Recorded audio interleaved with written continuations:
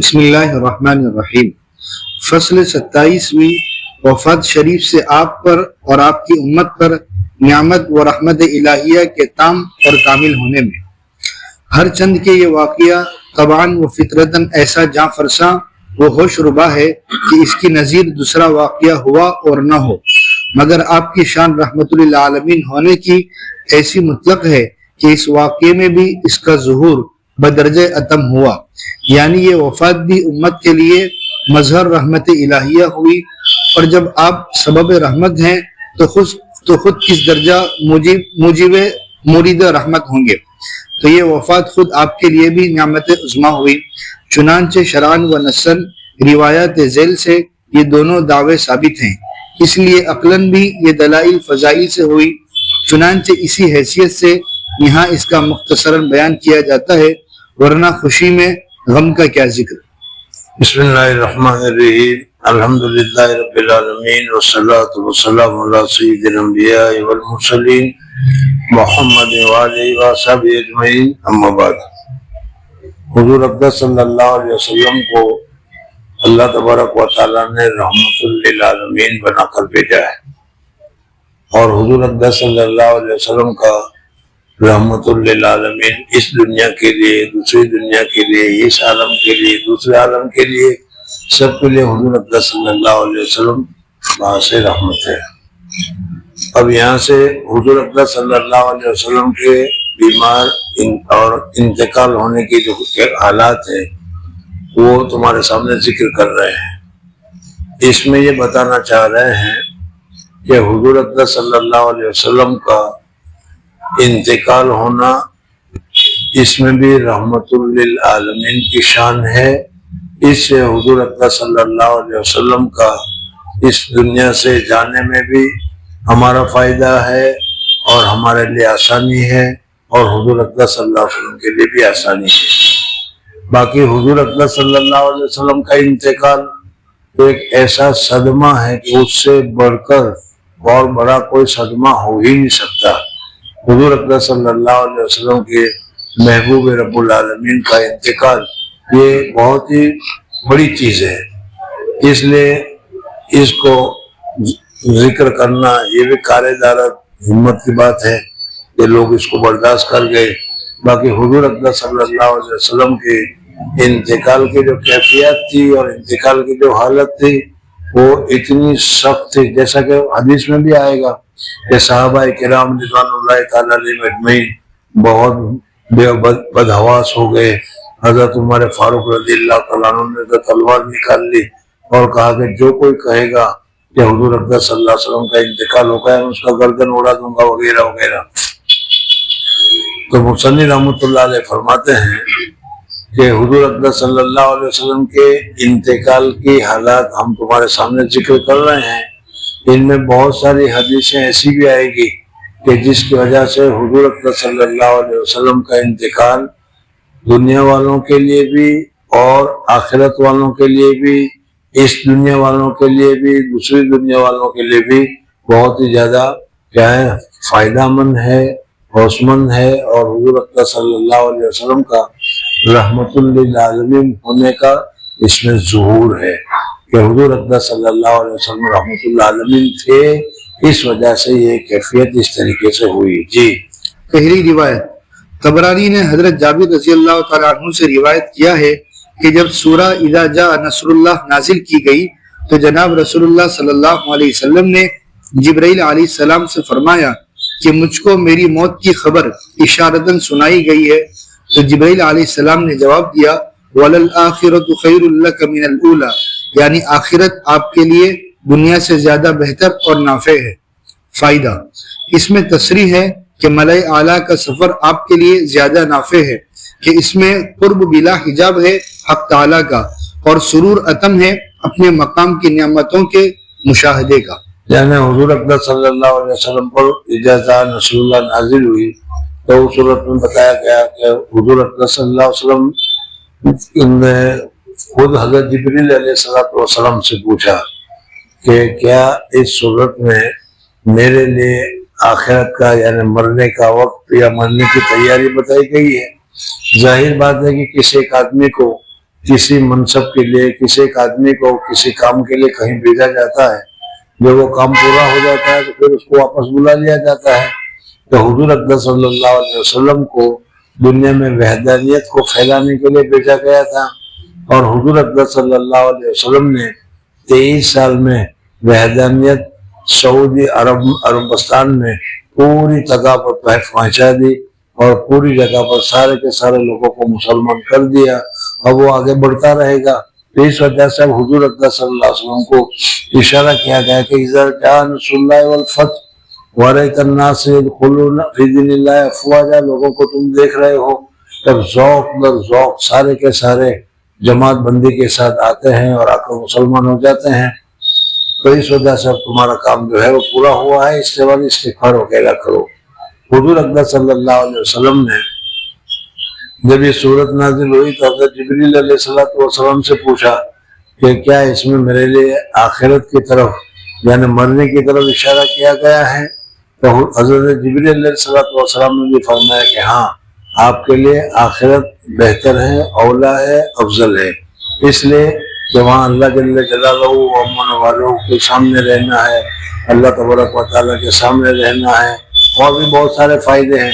اس وجہ سے حضرت جبریل نے بھی کہا کہ آپ کے لیے آخرت افضل اور بہتر ہے۔ جی دوسری روایت بخاری و مسلم میں حضرت ابو سعید خدری رضی اللہ تعالیٰ عنہ سے روایت کیا ہے کہ رسول اللہ صلی اللہ علیہ وسلم مرض وفات میں منبر پر بیٹھے اور فرمایا کہ اللہ تعالیٰ نے ایک بندے کو دنیا کی زیب و زینت اور اپنے پاس کی چیزوں کے درمیان میں اختیار دیا، اور اس بندے نے حضور اقدس صلی اللہ علیہ وسلم نے حدیث ذکر کی، یہ بھی پہلے تمہارے سامنے آئی گئی تھی کہ حضور اقدس صلی اللہ علیہ وسلم نے مبہم طریقے پر یہ کہا کہ اللہ تبارک و تعالیٰ نے ایک آدمی کو اختیار دیا ہے کہ ہمارے پاس آ جاؤ اور یہاں رہو، یا تم چاہو تو وہاں رہو۔ تو پھر اتنا سننا تھا کہ حضرت ابوبکر صدیق رضی اللہ تعالیٰ عنہ رونا شروع کر دیا۔ تو جو لوگ نہیں سمجھتے تھے انہوں نے کہا کہ یار دیکھو ابوبکر صدیق رضی اللہ تعالیٰ عنہ کو کہ حضور صلی اللہ علیہ وسلم تو کسی اور کی بات کر رہے ہیں اور یہ خود رو رہے ہیں۔ لیکن بعد میں ان کو معلوم ہوا کہ حضور صلی اللہ علیہ وسلم کسی دوسرے کو جو ذکر کر رہے ہیں وہ خود اپنے ہی لیے ذکر کر رہے تھے کہ اللہ جل جلالہ امن والوں نے انہیں پوچھا، اختیار دیا کہ کہاں رہنا چاہتے ہو، دنیا میں رہنا چاہتے ہو، آخرت میں رہنا چاہتے ہو؟ حضور اقدس صلی اللہ علیہ وسلم نے آخرت کو ترجیح دی۔ اس بندے نے خدا تعالیٰ کے پاس کی چیزوں کو ترجیح دی تو حضرت ابو بکر رضی اللہ تعالیٰ عنہ رونے لگے۔ تو ہم لوگوں کی سمجھ میں بعد میں آیا کہ رسول اللہ ہی مراد تھے اس بندے سے جس کو اختیار دیا گیا، جس کو حضرت ابو بکر سمجھ گئے۔ فائدہ اس سے بھی نصاً ثابت ہوا کہ آپ نے آخرت کے سفر کو پسند کیا، اور ظاہر ہے کہ آپ کی پسند کافی دلیل ہے خیریت آخرت کی۔ تیسری یعنی حضور صلی اللہ علیہ وسلم نے آخرت کو پسند کیا، خود اپنے طور پر پسند کیا کہ میں اللہ تبارک و تعالیٰ کے پاس یہ آخرت میں رہنا چاہتا ہوں۔ اگر حضور صلی اللہ علیہ وسلم دنیا میں رہنا چاہتے تو دنیا میں بھی رہنے دیا جاتا۔ حضرت موسیٰ علیہ السلام کا واقعہ آپ حضرت نے سنا ہوگا کہ ملک الموت کو مارا تھپڑ تو آنکھیں نکل آئی۔ اللہ جل جلالہ سے پوچھا جا کر انہوں نے کہ آپ نے کیسے آدمی کے پاس بھیج دیا؟ تو اللہ تبارک و تعالیٰ نے کہا کہ جاؤ ان کے پاس جا کر کہو 100 بیل گائے ان کے بدن کے اوپر ہاتھ رکھو، تمہارے ہاتھ کے نیچے جتنے بال آئیں گے اتنے سال کی اور تم کو مدت دی جا رہی ہے۔ انہوں نے آ کر کہا، حضرت موسیٰ علیہ السلام نے پوچھا کہ اس کے بعد موت تو ہے ہی ہے، تو پھر ابھی موت لے لو۔ سمجھ میں آئے نہیں؟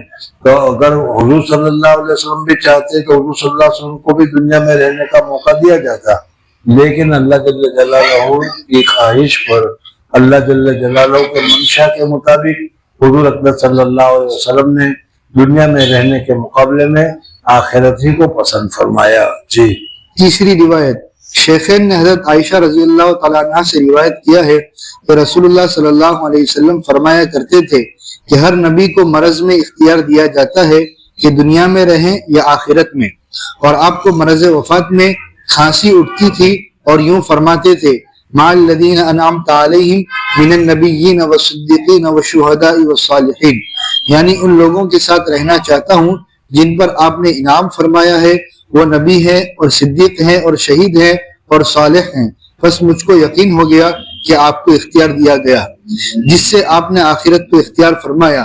یہ بھی دعوی مقصود میں نص ہے۔ یعنی کہ حدیث تم ذکر کر رہے تم جان رہے ہو سمجھ رہے ہو، لیکن مولانا خود بتانا چاہ رہے ہیں ان ساری حدیثوں سے یہ معلوم ہوتا ہے کہ حضور اکرم صلی اللہ علیہ وسلم نے کسی دباؤ میں آ کر نہیں، بلکہ حضور اکرم صلی اللہ علیہ وسلم نے نفس نفیس اپنی پسند ہی سے آخرت کو پسند کیا۔ جی چوتھی روایت، شیخین نے حضرت عائشہ رضی اللہ تعالیٰ عنہ سے روایت کیا ہے کہ آپ صحت میں فرمایا کرتے تھے کہ جس نبی کی وفات ہوتی ہے اس کا مقام جنت میں رہنے کا دکھلا کر اختیار دے دیا جاتا ہے۔ جب آپ پر مرض کی شدت ہوئی تو اوپر نگاہ اٹھا کر فرماتے تھے اللہم رفیق الاعلی، یعنی اے اللہ عالم بالا کے رفقا کو اختیار کرتا ہوں۔ اور صحیح ابن حبان میں رفیق اعلیٰ کے بعد یہ زیادت بھی مرفوعاً وارد ہے مع جبرائیل و میکائیل و اسرافیل۔ فائدہ، یہ بھی مثل احادیث بالا کے مقصود میں صریح ہے۔ پانچویں روایت، عبد الرزاق نے طاؤس سے مرسلاً نقل کیا ہے کہ جناب رسول اللہ صلی اللہ علیہ وسلم نے فرمایا کہ مجھ کو دو اختیار دیے گئے، ایک یہ کہ دنیا میں اتنا رہوں کہ اپنی امت کے فتوحات کو دیکھوں، دوسرے یہ کہ آخرت کو چلنے میں تعجیل کروں، میں نے تعجیل ہی کو اختیار کیا۔ یعنی اس حدیث میں بتا کہ اللہ تعالیٰ نے حضور صلی اللہ علیہ وسلم کو اختیار کہ تم دنیا میں رہنا چاہو تو رہو، اور تمہاری امت اب دنیا میں کہاں کہاں جاتی ہے، کہاں کہاں پھیلتی ہے، اسلام کتنا پھیلاتی ہے، دنیا میں اسلام کیسے پھیلتا ہے، یہ خود دیکھنا چاہتے ہو تو تم رہو اور دیکھو وہاں پر، اور اگر یہاں چاہتے ہو تو یہاں جاؤ۔ اللہ جل جلالہ رحمت اللہ جل جلالہ کی اس دونوں چیزوں میں حضور اکرم صلی اللہ علیہ وسلم نے دنیا میں رہنے کے مقابلے میں آخرت میں اللہ جل جلالہ کے پاس رہنے کو زیادہ پسند کیا۔ جی فائدہ، جو اوپر ہے وہ یہاں بھی ہے بلکہ اس سے بھی زیادہ صریح ہے کہ وہاں تو تخیر صحابہ نے سمجھی تھی، یہاں خود آپ صلی اللہ علیہ وسلم ہی کے ارشاد سے منقول ہے۔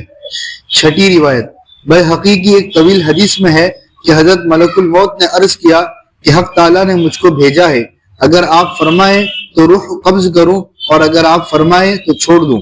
یہ بھی حدیث میں آتا ہے کہ اللہ جل جلالہ امنا والوں انبیاء کے پاس جو فرشتے کو بھیجتے ہیں وہ آ کر سلام کرتا ہے، سلام کرنے کے بعد اجازت دیتا ہے کہ آپ کی جان میں لینے کے لیے آیا ہوں، آپ اجازت دیتے ہیں کہ میں آپ کی جان لوں، سمجھے؟ یہ تو اچھا ہے کہ اللہ تبارک و تعالیٰ نے انبیاء کے لیے کہا ہے، اگر ہم لوگوں کے لیے کہا ہوتا تو اس کو فرشتے کو اجمل اور روانی نکالے جو ہوں گے، سمجھ میں؟ تو حضور صلی اللہ علیہ وسلم کو جب پوچھا گیا تو حضور اکرم صلی اللہ علیہ وسلم نے فرمایا کہ اللہم بالرفیق الاعلی، اور اگر آپ فرمائیں تو چھوڑ دوں، مجھ کو حکم ہے کہ آپ کے حکم کی اطاعت کروں۔ آپ نے جبرائیل علیہ السلام کی طرف دیکھا، جبرائیل علیہ السلام نے کہا اے محمد صلی اللہ علیہ وسلم، اللہ تعالیٰ آپ کی لقاء کا مشتاق ہے۔ آپ نے ملک الموت کو قبض روح کی اجازت دی۔ بیہقی نے ان اللہ قد اشتاق الیک کی تفسیر میں کہا ہے معناہ قد اراد لقاءک بان یردک من دنیاک الی معادک زیادتا فی قربک و کرامتک۔ اس سے بھی آخرت کے سفر کا راجح ہونا ظاہر ہے کہ وہ مرتب ہے اشتیاق حق تعالیٰ پر بالمعنی اللائق بھی تعالیٰ کما ذکرہ البیہقی۔ پس جس طرح آپ نے سفر آخرت کو پسند فرمایا، حق تعالیٰ نے بھی آپ کے لیے اسی کو پسند فرمایا۔ ساتویں روایت، مسلم میں حضرت انس رضی اللہ تعالیٰ عنہ سے ایک طویل حدیث میں جس میں ام ایمن رضی اللہ تعالیٰ عنہ آپ کو یاد کر کے رونے لگی، حضرت ابو بکر و عمر رضی اللہ تعالیٰ عنہما کا قول مروی ہے کہ تم کیوں روتی ہو؟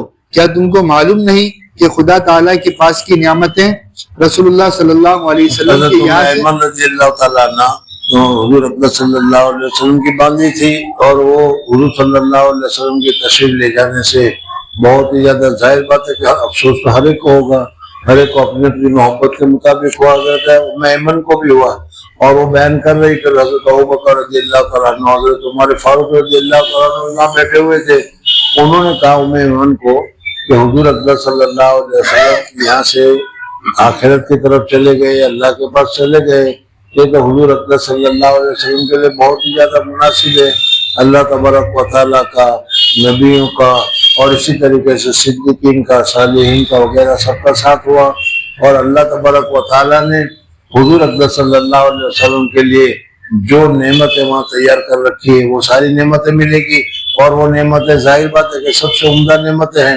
پھر افسوس کرنے کی کیا وجہ ہے؟ تو حضرت ام ایمن نے کہا کہ بات سب صحیح ہے، لیکن حضور اقدس صلی اللہ علیہ وسلم جب یہاں تھے تو جبریل علیہ السلام آتے تھے، وحی کا نزول ہوتا تھا، وحی کے انوارات اور برکات آتے تھے، اب اس وحی کے انوارات اور برکات سے ہم محروم ہو گئے۔ جی تم کو معلوم نہیں کہ خدا کے پاس کی نعمتیں رسول اللہ صلی اللہ علیہ وسلم کے لیے یہاں سے بہتر ہے، اور انہوں نے بھی ان کی تصدیق کی۔ پھر رونے کی یہ وجہ بتلائی کہ وحی آسمان سے منقطع ہو گئی، سو وہ دونوں حضرات بھی رونے لگے۔ فائدہ، اس حدیث سے بھی 3 صحابیوں کا اتفاق مدعا مقام پر ثابت ہوا۔ 8ویں روایت، امام مسلم رحمۃ اللہ علیہ نے ابو موسیٰ رضی اللہ تعالیٰ عنہ سے روایت کیا ہے کہ ارشاد فرمایا رسول اللہ صلی اللہ علیہ وسلم نے کہ اللہ تعالیٰ جب اپنے بندوں میں سے کسی بندے پر رحمت کرنے کا ارادہ فرماتے ہیں تو اس امت کے پیغمبر کو امت سے پہلے وفات دے دیتے ہیں، اور اس پیغمبر کو اس امت کے لیے بطور میر، ساما اور سلف کے آگے بھیجتے ہیں، اور جب کسی امت کی ہلاکت کا ارادہ کرتے ہیں تو پیغمبر کے زندہ رہتے ہوئے اس کو سزا دیتے ہیں اور اس کو ہلاک کر دیتے ہیں۔ وہ پیغمبر دیکھتا ہوتا ہے، سو اس کے ہلاک ہونے سے اس پیغمبر کی آنکھیں ٹھنڈی کرتے ہیں، چونکہ ان لوگوں نے اس پیغمبر کی تکذیب اور نافرمانی کی تھی۔ فائدہ، اس حدیث سے آپ کے سفر آخرت کا امت کے حق میں علامت رحمت ہونا معلوم ہوا، جیسے پہلی روایات میں خود آپ کے حق میں اتم نعمت ہونا ثابت ہوا تھا۔ 9ویں روایت، حضرت ابن عباس رضی اللہ تعالیٰ عنہما سے اس حدیث میں جس میں آپ ان لوگوں کا ثواب بیان فرما رہے تھے جن کی اولاد بچپن میں مر جاتی ہے، روایت ہے کہ حضرت عائشہ رضی اللہ تعالیٰ عنہ نے پوچھا کہ جس کا کوئی بچہ آگے نہ گیا ہو، آپ نے فرمایا نبی امت کے لیے آگے، آپ نے فرمایا نبی امت کے لیے ہیں، نبی امت کے لیے میں آگے جاتا ہوں، کیونکہ میری وفات کے برابر ان پر کوئی مصیبت ہی نہ ہوگی۔ روایت کیا اس کو ترمذی نے۔ فائدہ، اس حدیث سے بھی آپ کی اس حدیث سے بھی معلوم ہوا کہ حضور اقدس صلی اللہ علیہ وسلم کا دنیا چھوڑ کر آخرت میں جانا یہ ہمارے لیے بھی مفید ہے، اور حضور صلی اللہ علیہ وسلم کے لیے بھی مفید ہے، اور رحمت للعالمین ہونے کا مدعا اور مطلب اس کے ذریعے سے بھی صاف ہو گیا۔ جی 10ویں روایت، ابن ماجہ میں ہے کہ آپ نے فرمایا کہ جس پر کوئی مصیبت پڑے وہ میری وفات کے واقعے کو یعنی واقعے کو یاد کر کے تسلی حاصل کر لے۔ اس میں ثواب کے علاوہ ایک حکمت تسلی کی معلوم ہوئی۔ 11ویں روایت، یعنی حضور صلی اللہ علیہ وسلم کے انتقال سے ہمیں ایک فائدہ یہ ہوا کہ اس کو سوچ کر ہمیں تسلی ملتی ہے، تو گویا کہ حضور صلی اللہ علیہ وسلم کے انتقال سے ہمارے لیے یہ فائدہ ہوا کہ اس میں تسلی کا سامان موجود ہے۔ 11ویں روایت، قیس بن سعد رضی اللہ عنہ سے روایت ہے کہ مقام حرا میں ایک رئیس کے سامنے رعایا کو سجدہ کرتے ہوئے دیکھ کر آیا، اور میں حضور میں عرض کیا کہ آپ کے سامنے تو سجدہ کرنا اور زیادہ زیبا ہے۔ آپ نے فرمایا اچھا اگر تم میری قبر پر گزرو تو کیا اس کو بھی سجدہ کرو گے؟ میں نے عرض کیا نہیں۔ آپ نے فرمایا تو بس ایسا مت کرو۔ روایت کیا اس کا ابو داؤد نے۔ فائدہ، مطلب آپ کے سوال کا یہ ظاہر فرمانا تھا کہ تمہارے اقرار سے یہ بات ثابت ہوئی کہ مسجودیت کے لیے حیات شرط ہے، یعنی مسجودیت کے لیے سجدہ کرنے کے لیے آدمی کا زندہ ہونا شرط ہے۔ اس نے دیکھا تھا کہ فلانی جگہ پر پٹیل کو لوگ سجدہ کر رہے ہیں، بادشاہ کو لوگ سجدہ کر رہے ہیں، اگر اور اس نے حضور صلی اللہ علیہ وسلم کو کہا کہ میں آپ کے لیے زیادہ مناسب سمجھتا ہوں کہ آپ کو سجدہ کروں، تو حضور صلی اللہ علیہ وسلم نے فرمایا کہ اچھا اگر وہ مر گیا ہوتا تو اس کی قبر کو کوئی سجدہ کرتا؟ کہا کہ نہیں۔ اگر میں مر جاؤں تو میری قبر کو سجدہ کرو گے؟ کہا کہ نہیں۔ تو معلوم ہوا کہ سجدہ کرنے کے لیے اس آدمی کا حیات ہونا ضروری ہے۔ اگر حضور صلی اللہ علیہ وسلم کو بھی اگر حیات ملتی تو لوگوں کو یہ کہنے کا موقع ملتا کہ آپ بھی اللہ کی طرح ہیں، اس لیے آپ کو بھی سجدہ کرنا چاہیے۔ اس لیے اللہ تبارک و تعالیٰ نے حضور اکرم صلی اللہ علیہ وسلم کو موت دے دی تاکہ کوئی حضور صلی اللہ علیہ وسلم کو سجدہ کرنے کے لائق نہ سمجھے اور حضور صلی اللہ علیہ وسلم کو اللہ کا بندہ ہی سمجھے، حضور اکرم صلی اللہ علیہ وسلم کو بھگوان نہ بنا دے، خدا نہ بنا دے، جیسے عیسیٰ علیہ السلام کو لوگوں نے بنا دیا ہے۔ جی مطلب آپ کے سوال کا یہ ظاہر فرمانا تھا کہ تمہارے اقرار سے یہ بات ثابت ہوئی کہ مسجودیت کے لیے حیات شرط ہے، اور ظاہر ہے کہ حی حقیقی حق تعالیٰ کے سوا کوئی نہیں ہے. زندگی تو ہر ایک کی اللہ ہی زندہ ہے اور زندہ رہے گا. اللہ کے علاوہ جتنے بھی دنیا میں ہیں سب کے لیے کل نفس ذائقۃ الموت. تو بس سجدہ اسی کو زیبا ہے. اس حدیث سے بھی ایک حکمت وفات کی مستنبت ہوئی کہ اگر آپ ہمیشہ ظاہر میں زندہ رہتے تو عجب نہیں ہزاروں نادانوں کو شبہ الوہیت کا آپ پر ہو جاتا. سو وفات سے حیات خاص کا زوال اور اس سے عدم الوہیت پر استدلال ظاہر ہو گیا اور امت کے لیے بڑی رحمت ہے. 12ویں روایت حضرت عمر رضی اللہ تعالیٰ عنہ سے روایت ہے کہ رسول اللہ صلی اللہ علیہ وسلم نے ارشاد فرمایا کہ میں نے اللہ تعالیٰ سے اپنی وفات کے بعد اپنے اصحاب کے اختلاف کے متعلق پوچھا. ارشاد ہوا کہ محمد صلی اللہ علیہ وسلم آپ کے اصحاب میرے نزدیک بمنزل ستاروں کے ہیں کہ کوئی کسی سے زیادہ قوی ہوتا ہے اصحابی النجوم بأیہم اقتدیتم اہتدیتم، مگر نور سب میں ہے. سو جو شخص ان کے اختلاف کی جس شک کو لے لے گا وہ میرے نزدیک ہدایت پر ہے. روایت کیا اس کو رزین نے. فائدہ یہ اختلاف فروع اجتہادیہ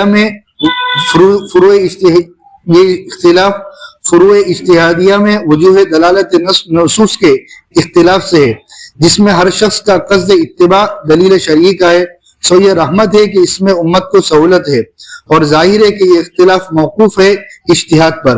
اور اگر حضور تشریف رکھتے تو ہر واقعے میں نص حاصل ہو سکتی تھی. حضور صلی اللہ علیہ وسلم موجود ہوتے تھے، ہر بات حضور صلی اللہ علیہ وسلم سے پوچھ لیتے تو وہ تو قرآن کی آیت ہوتی یا نص ہوتی. اجتہاد کا موقع ہی نہیں ملتا. اجتہاد کا باب کیسے وسیع ہوتا. تو یہ سہولت مختصہ بوجود اجتہاد کے رحمت حق بحدیث مذکور ہے کیسے ظاہر ہوتی.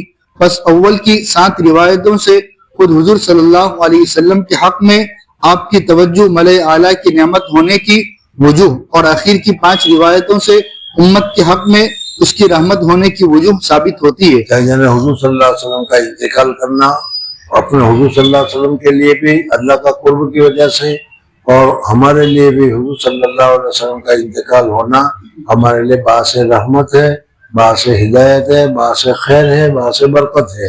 لہذا حضور صلی اللہ علیہ وسلم کا رحمت للعالمین ہونا دونوں دلیلوں کے ذریعے سے ثابت ہوا. جی لیکن اس کے یہ معنی نہیں کہ واقعہ کسی حیثیت سے بھی مصیبت نہیں ہے.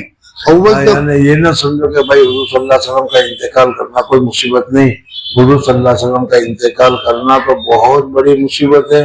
دنیا میں اس سے بڑھ کر افسوسناک سانحہ، افسوسناک واقعہ اور کوئی دوسرا ہو ہی نہیں سکتا. اول تو خود روایت بالا میں بعض حکمت خود مصیبت ہونے پر ہی متفرع ہے. دوسرے صحابہ رضی اللہ تعالیٰ عنہم جو بعد انبیاء علیہ السلام کے اکمل البشر ہے، علماً بھی عملاً بھی قالاً بھی ان سے اضطراب کے اقوال و افعال صادر نہ ہوتے. وہ تو بشر تھے. ملائکہ تک سے تأسف اور بکا ثابت ہے. یعنی مصنف رحمۃ اللہ علیہ فرمانا چاہتے ہیں کہ حضور اکرم صلی اللہ علیہ وسلم کا انتقال یہ بہت بڑا صدمہ ہے، ہمیں محسوس ہو یا نہ ہو. حالانکہ محسوس ہونا چاہیے. حضور صلی اللہ علیہ وسلم کا انتقال بہت بڑا صدمہ ہے اس وجہ سے کہ اس صدمے سے ہمارے یہاں کسی کا انتقال ہو جاتا تو گھر والے روتے ہیں، بہت بہت تو محلے والے روتے ہیں، بہت بہت تو شہر والے روتے ہیں. لیکن حضور اکرم صلی اللہ علیہ وسلم کا انتقال کا اتنا بڑا صدمہ تھا کہ انسان تو انسانوں کی حالت کیا ہو گئی وہ تو حضرت عمر کا واقعہ اور صحابہ کے واقعات وغیرہ تمہارے سامنے ہیں. لیکن کہتے ہیں انسان تو انسان، فرشتے بھی حضور صلی اللہ علیہ وسلم کے انتقال کی وجہ سے روئے ہیں اور انہوں نے بھی غم زدگی کا اظہار کیا ہے. جی چنانچہ بیہقی کی روایت میں ہے کہ آپ کے آخر وقت میں جبرائیل علیہ السلام نے کہا ھذا آخر موتی من الارض، یعنی یہ حضور صلی اللہ علیہ وسلم کے انتقال سے پہلے آخر میں جب حضرت جبرائیل علیہ السلام آئے تھے اس وقت جبرائیل کہہ کر گئے تھے یہ میرا دنیا میں وہی لے کر آنا آخری ہے، اب ختم ہو گیا، اب میں وہی لے کر نہیں آؤں گا. جی یہ میرا آخری آنا ہے زمین پر، یعنی وحی لے کر. اس کے سیاق سے تأسف ظاہر ہے. اور ابو نعیم نے حضرت علی سے روایت کیا ہے کہ جب روح قبض ہوئی تو ملک الموت روتے ہوئے آسمان کو چڑھے اور میں نے آسمان سے آواز سنی وا محمدہ. اس سے بکائے اسرائیل کا ثابت ہے. اور ابن ابی جو جان لینے کے لیے فرشتہ آیا تھا وہ بھی جان لے کر حضور صلی اللہ علیہ وسلم کی رنجیدہ ہو کر روتا ہوا اللہ کے حضور میں پہنچا۔ اور ابن ابی دنیا نے حضرت انس رضی اللہ تعالیٰ عنہ سے آپ کی وفات کے بعد حضرت خضر علیہ السلام کا تعزیت کے لیے اصحاب کے پاس آنا اور ان کا رونا روایت کیا ہے۔ حضرت خضر علیہ السلام جن کے متعلق آپ بارہا سنتے رہتے ہیں، وہ بھی حضور صلی اللہ علیہ وسلم کے انتقال کے بعد تشریف لائے اور صحابہ کرام رضوان اللہ تعالی علیہم اجمعین سے انہوں نے باتیں بھی کی۔ جی، اگر خضر علیہ السلام پیغمبر ہوں اور اہل حق کے نزدیک پیغمبر ملائکہ سے افضل ہوتے ہیں تو ان کا رونا ملائکہ کے رونے سے بھی زیادہ عجیب ہے اور دلیل ہے اس کے مصیبت ہونے کی۔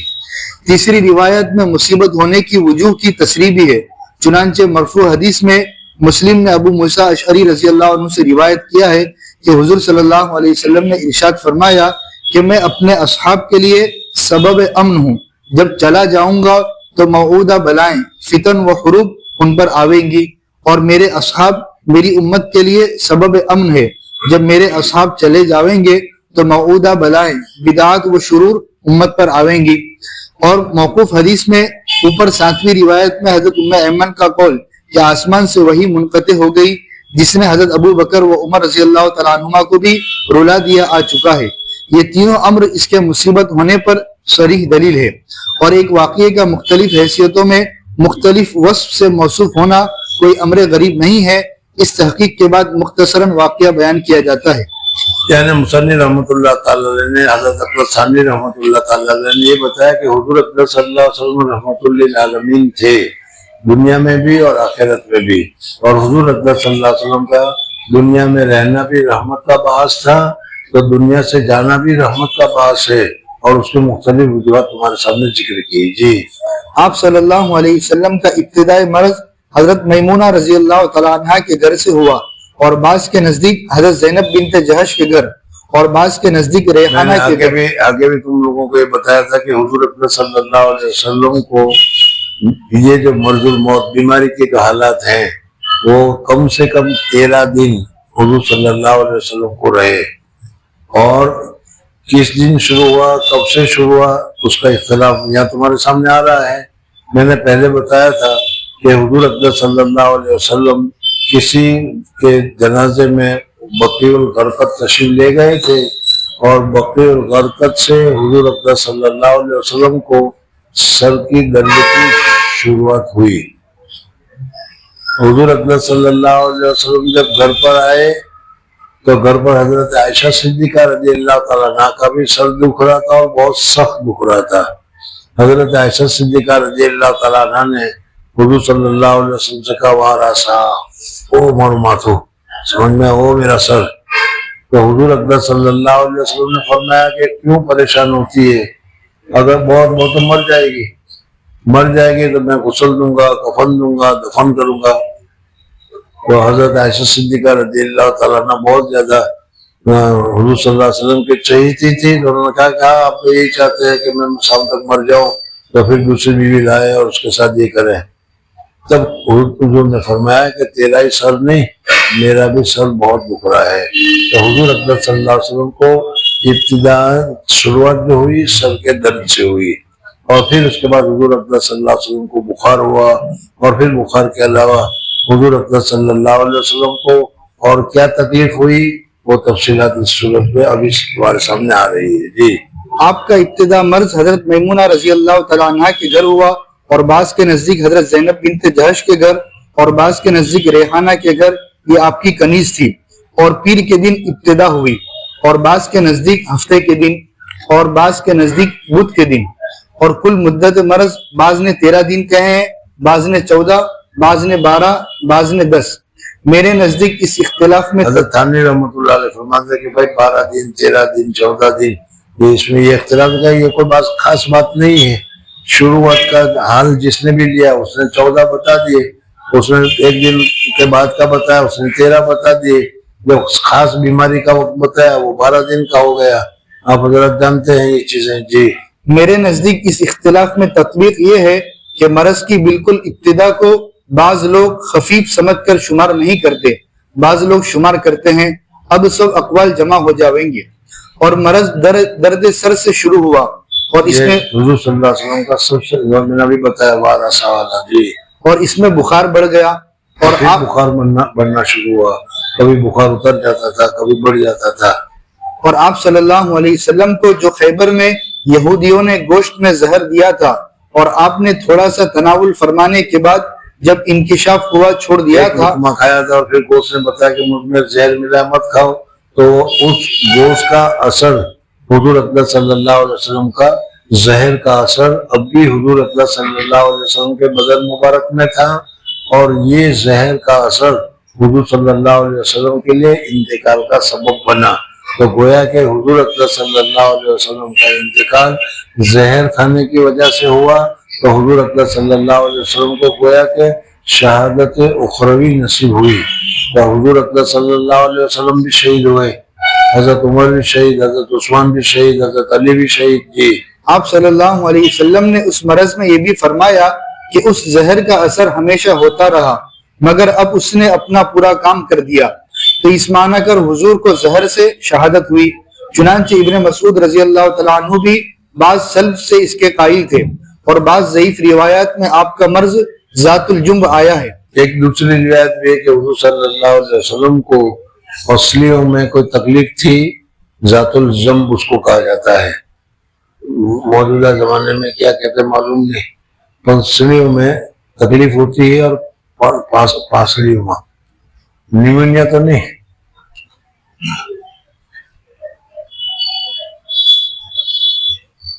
چلو جی. اور بعض روایات میں خود آپ کے ارشاد سے اس کی نفی آتی ہے.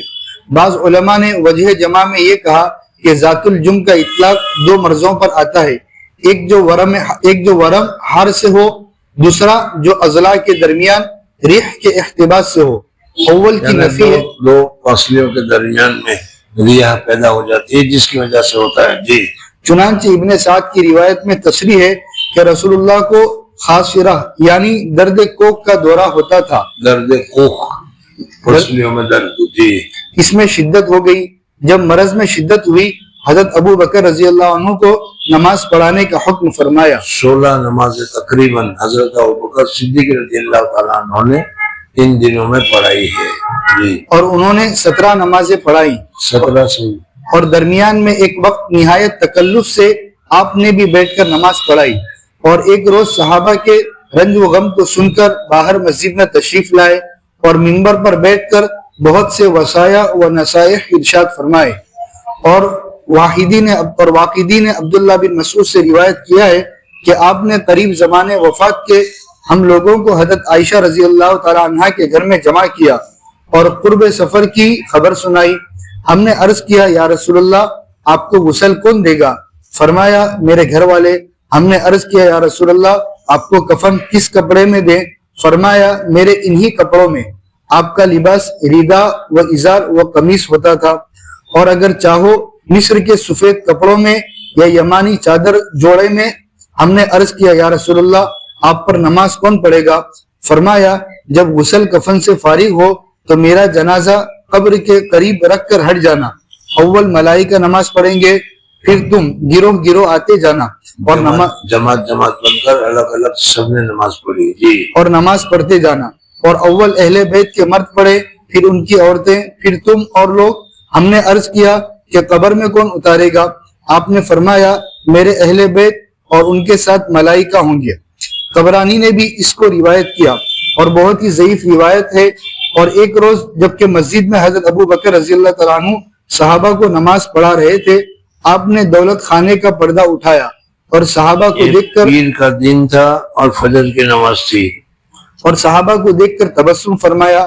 لوگ سمجھے کئی دنوں سے صحابہ کرام رضوان اللہ تعالیٰ علیہ مجمعین نے حضور اقدس صلی اللہ علیہ وسلم کو بیماری کی وجہ سے دیکھا نہیں تھا. حضور صلی اللہ علیہ وسلم گھر میں سے نکلے نہیں تھے، اور جب پردہ ہٹا تو سارے کے سارے خوش ہو گئے. جب حضور صلی اللہ علیہ وسلم کی تشریف آوری ہوگی حضور صلی اللہ علیہ وسلم کو دیکھنے کا موقع ملے گا. لیکن حضور اقدس صلی اللہ علیہ وسلم نے دیکھا کہ یہ فجر کی نماز میں یہ تحریک ہو رہی ہے، تو حضور صلی اللہ علیہ وسلم نے ہاتھ کے اشارے سے منع کیا حضرت ابو بکر کو کہ اپنی جگہ پر رہو، نماز پڑھو، میں آنے والا نہیں ہوں. اور حضور صلی اللہ علیہ وسلم نے پردہ ہٹا دیا. میں حدیث میں بھی بتایا تھا کہ یہ حضور اکرم صلی اللہ علیہ وسلم کی آخری نظر ہے جو امت پر حضور اکرم صلی اللہ علیہ وسلم نے فرمائی. اور جب دیکھا کہ ساری کے ساری امت، سارے کے سارے صحابہ حضرت ابوبکر صدیق رضی اللہ تعالیٰ عنہ کے پیچھے ایک ساتھ نماز پڑھ رہے ہیں تو حضور اکرم صلی اللہ علیہ وسلم کو بہت ہی زیادہ مسرت ہوئی اور بہت زیادہ خوشی ہوئی. پھر اس کے بعد نماز کے بعد حضرت ابوبکر نے نماز پڑھا دی. اب نماز کے بعد حضرت ابوبکر صدیق رضی اللہ تعالیٰ عنہ اٹھ کر گئے. اپنی بیٹی کا گھر تھا، بیٹی کو پوچھا تو کہا کہ آج تو بہت اچھی طبیعت ہے. اور سب نے یہی کہا کہ بہت اچھی طبیعت ہے، اس لیے کہ 2 دن بہت بخار تھا، بہت تکلیف تھی، آج تو بہت اچھی ہے. سمجھنا حضرت ابوبکر بھی سمجھے کہ چلو آج اچھا ہے تو مجھے فلاں جگہ کام ہے، وہ میں کام نمٹا تو وہ یہ کام کرنے چلے گئے. ادھر حضرت عباس رضی اللہ تعالیٰ عنہ، چچا عباس رضی اللہ تعالیٰ عنہ حضرت علی رضی اللہ تعالیٰ عنہ سے ملے. حضرت علی سے پوچھا کیسی حالت ہے؟ کہا تو بہت اچھی حالت ہے.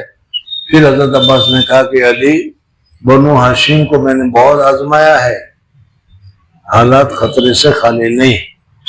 سمجھنا یعنی حضور صلی اللہ علیہ وسلم کی آج کی حالات جو ہے، ہم تو سب کہہ رہے ہیں کہ اچھے اچھے ہیں، لیکن آج حالات ذرا خطرے کے ساتھ ہے. بہرحال فجر کی نماز ہو گئی اور پھر اس کے بعد حضور صلی اللہ علیہ وسلم چاش کے وقت، پیر کا دن ہے یہ تو متعین ہے، لیکن ربیع الاول کی 9 ہے، 10 ہے، 11 ہے، 12 ہے، یہ سب میں اختلاف ہے.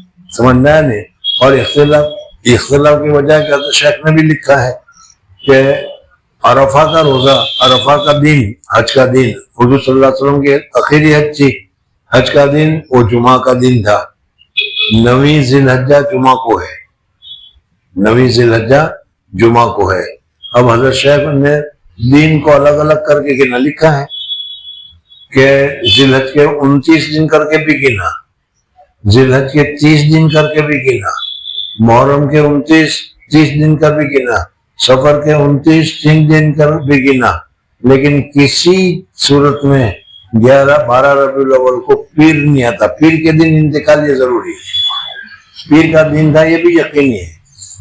سمجھنا نا، حضور صلی اللہ علیہ وسلم کا انتقال پیر کے دن ہوا 10:30-11 بجے کے قریب قریب، یہ بھی یقینی ہے.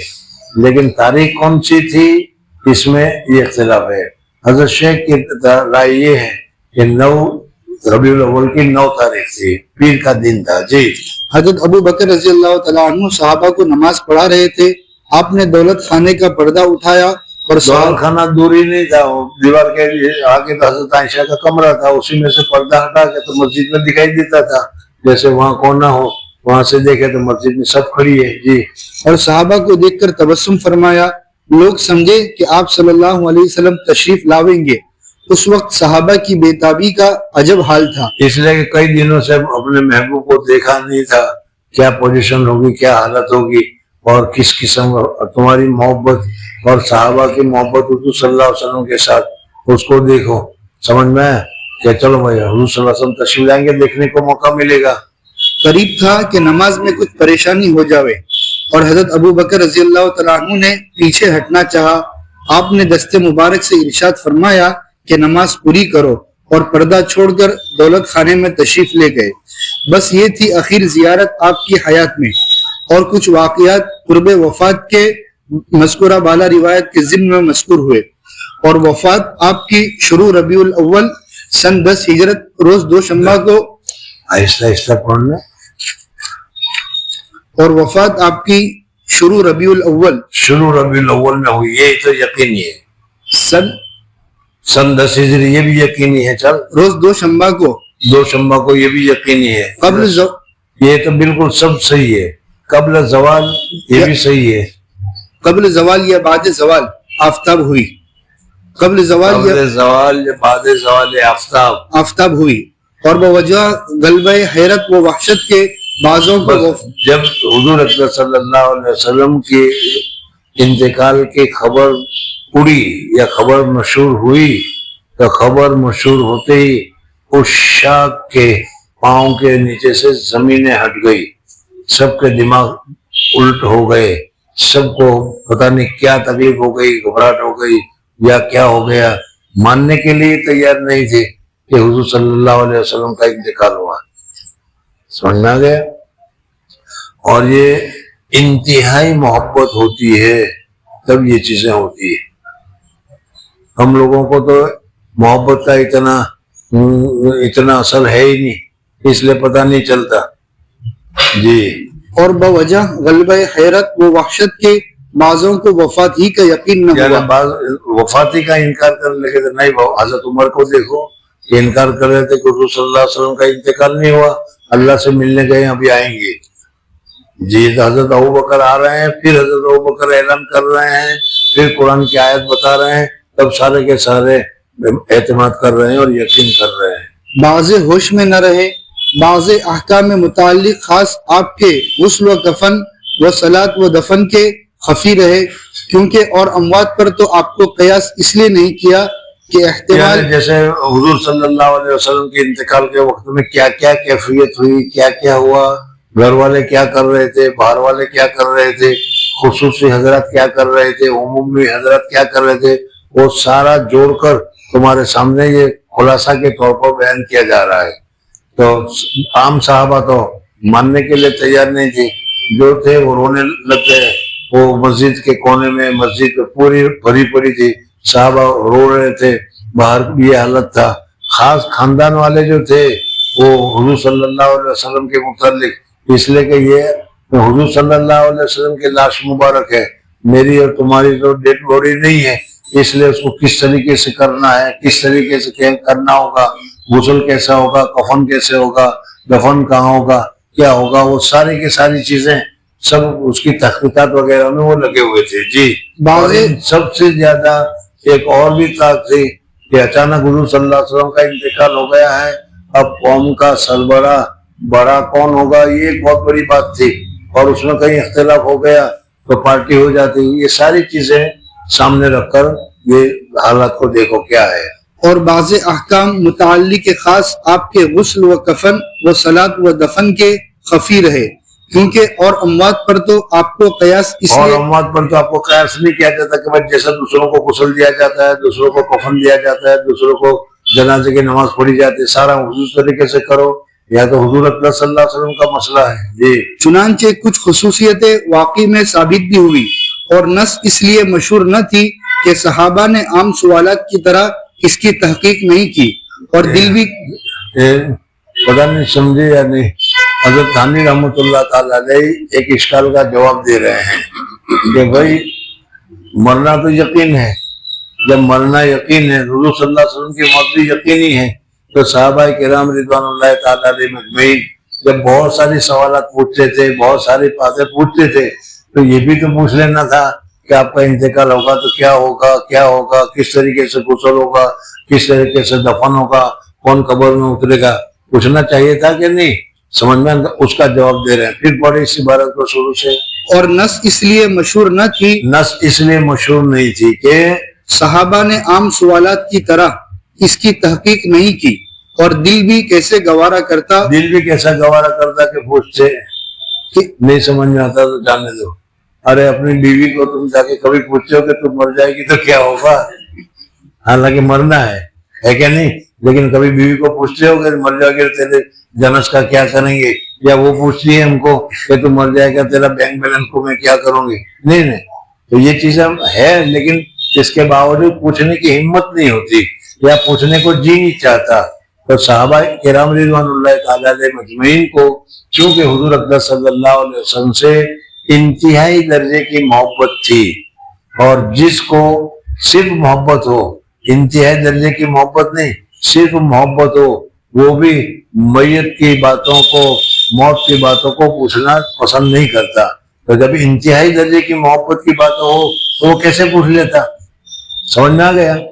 جی. اور دل بھی کیسے گوارا کرتا کہ اس کا نام بھی زبان پر لاوے. دو مستقل مزاج مخصوصین و مقربین صحابہ نے ان احکام کا بھی علم حاصل کر رکھا تھا. ہاں, یعنی حضور اکرم صلی اللہ علیہ وسلم کے جو مخصوص صحابہ کرام تھے ان کو یہ علم معلوم تھا کہ کیا ہونا چاہیے, کس طریقے سے ہونا چاہیے. یعنی انہیں پوچھا نہیں تھا, لیکن حضور صلی اللہ علیہ وسلم نے کس وقت بتایا, کسی وقت کہا تھا, وہ ان کے ذہن میں تھا. مثلا حضور اکرم صلی اللہ علیہ وسلم کی قبر کہاں کھودی جائے, जन्नत अल बकी में या क्या? इख्तिलाफ हो गया। हुजूर सल्लल्लाहु अलैहि वसल्लम की कब्र कैसी बनाई जाए, लहदी बनाई जाए या संदूकी बनाई जाए?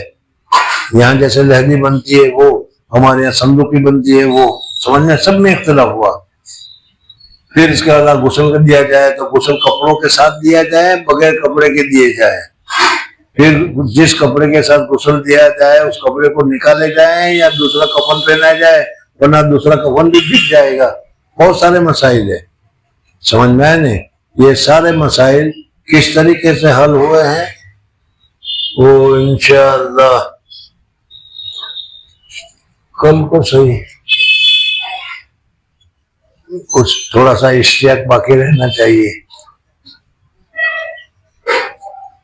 5 मिनट है बाकी वैसे तो अभी, लेकिन अब चलो बस हो गया।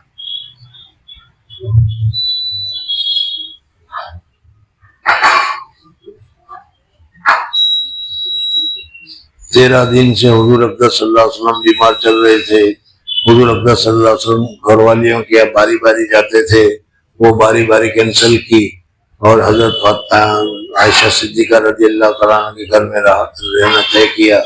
अब हर एक के लिए कहा कि अब किसी के घर अब नहीं आएंगे, जिनको मिलने आना हो जब आना हो हजरत आयशा सिद्दीक़ा रज़ियल्लाहु तआला अन्हा के कमरे में। हजरत आयशा का घर भी हमारे घर की तरह थोड़ा है, छोटा सा, 4 आदमी रहे, 4 आदमी सोए, इतना घर है। जरा कोने में 4 आदमी सोच कर बताओ कितना घर होगा। अरे वो हुजूर सल्लल्लाहु अलैहि वसल्लम उसी कमरे में तो दफन हुए हैं क्या नहीं, और 3 आदमी तो अभी हो चुके हैं और चौथे की एक जगह खाली है बस। तो हजरत आयशा का मकान भी कितना बड़ा होगा वो देख लिया तुम लोगों ने, समझ में आ गया। सहाबा किराम रिज़वानुल्लाहि ताला अलैहिम की वाकई में जिंदगी को दुनिया में सिर्फ रहते थे दुनियावी जिंदगी गुजारने के लिए, और हम दुनिया में रहते हैं दुनिया को आबाद करने के लिए। 2 फर्क है बस।